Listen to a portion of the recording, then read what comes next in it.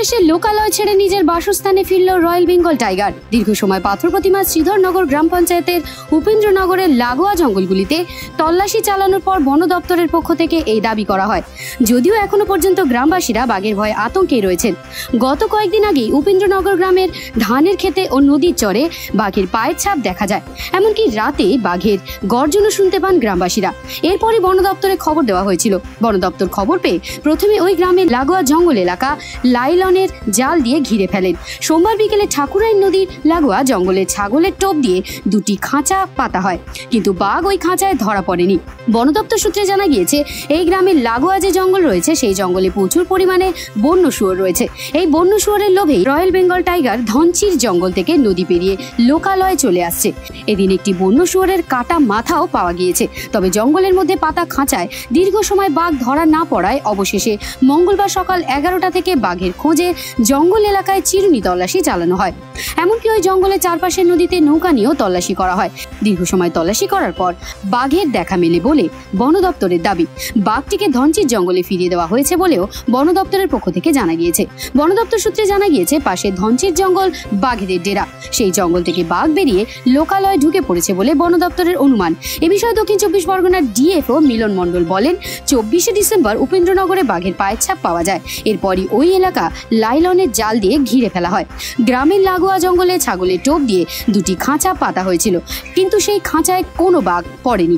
মঙ্গলবার সকালের দিকে আবারও খবর পাওয়া যায় শ্রীধরনগরে আরেকটি জায়গায় বাঘের পায়ের ছাপ দেখা গিয়েছে। এই খবর পাওয়ার পর বন দপ্তরের কর্মীরা দুটি দলে ভাগ হয়ে যায়। এক একটি দলে 50 থেকে 60 জন বনকর্মী ছিলেন। এদিন দুপুর নাগাদ একটি দল যখন জঙ্গলের ভেতরে তল্লাশি করছিল, সেই সময় ওই বনকর্মীদের সামনে একটি বাঘ পড়ে যায়। বাঘটিকে উদ্ধার করে ধনচির জঙ্গলে ফিরিয়ে দেওয়া হয়েছে। এই মুহূর্তে গ্রামে কোনো বাঘের আতঙ্ক নেই বলেই তিনি জানান। তিনি আরো বলেন, ধনচির জঙ্গলে 18 কিলোমিটার লাইলনে জাল দিয়ে ঘেরা হয়েছে। সেই জাল কেউ কেটে দিচ্ছে বলে তিনি দাবি করেন, আর সেই কারণেই ধনচির জঙ্গল থেকে বাঘ লোকালয়ে ঢুকে পড়ছে।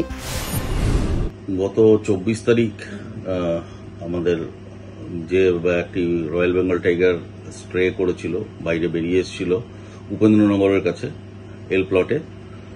তো সেই বাঘটিকে গতকালকে আমরা পুরো এলাকাটা নাইলন নেট দিয়ে ঘিরে ফেলি। আমাদের স্টাফেরা ওখানে উপস্থিত হয় এবং দুটো খাঁচাও আমরা ওখানে পাতি। ওভারনাইট আমরা ওটাকে অবজারভেশনে রাখি যে কোনো ডেভেলপমেন্ট কিছু হলো কিনা। সকালের দিকে আমাদের কাছে শ্রীধরনগরের কাছ থেকে একটি খবর আসে যে সেখানেও বাঘমাখ পাওয়া গেছে।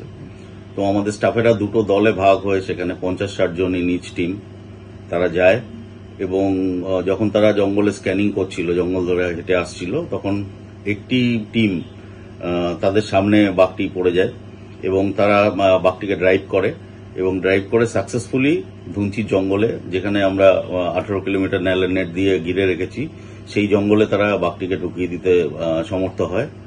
অ্যারাউন্ড 2:30, 2:20, 2:30 নাগাদ এই ঘটনাটি ঘটে এবং বাঘটি আবার তার ধুনচির জঙ্গলে ওখানে ফিরে গেছে। লোকালয়ে এখন আর কোনো আতঙ্কের কারণ কিছু নেই। তো এই সম্বন্ধে বলতে গেলে আমি দুটো বিষয় একটু বলতে চাই। সেটা হচ্ছে যে আমরা যখন নাইলন নেট পরীক্ষা করছিলাম তখন কিন্তু আমাদের নজরে এসছে যে ওই নাইলন নেট যেটা আমরা 18 কিলোমিটার ধুনচির জঙ্গল ঘিরেছি, সেখানে কিন্তু সেই নেট প্লাস দিয়ে কাটা হয়েছে। তো আমি আপনাদের চ্যানেলের মাধ্যমে অনুরোধ করব, আমি জানি অনেক মৎস্যজীবী ওখানে মাছ কাঁকড়া ধরতেন, তাদের একটু অসুবিধা হচ্ছে, কিন্তু একজনের অসুবিধার জন্য 10 জনের অসুবিধা আপনারা করবেন না। দয়া করে এই নেট কাটার থেকে আপনারা বিরত থাকুন। আরেকটি আমি অনুরোধ করতে চাই মিডিয়াকে, যদিও অধিকাংশ মিডিয়া আপনারা অত্যন্ত দায়িত্বশীল খবর পরিবেশন করছেন, কিন্তু কিছু মিডিয়াতে বিভ্রান্তিমূলক কিছু খবর হচ্ছে। একটা বাঘকে 4টে বাঘ বলা হচ্ছে, 3টে বাঘ বলা হচ্ছে।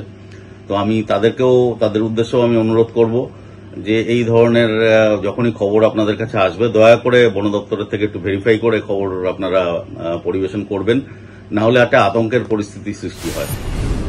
তবে বন দপ্তর আশ্বস্ত করলেও গ্রামবাসীদের মধ্যে এখনো আতঙ্ক রয়েছে।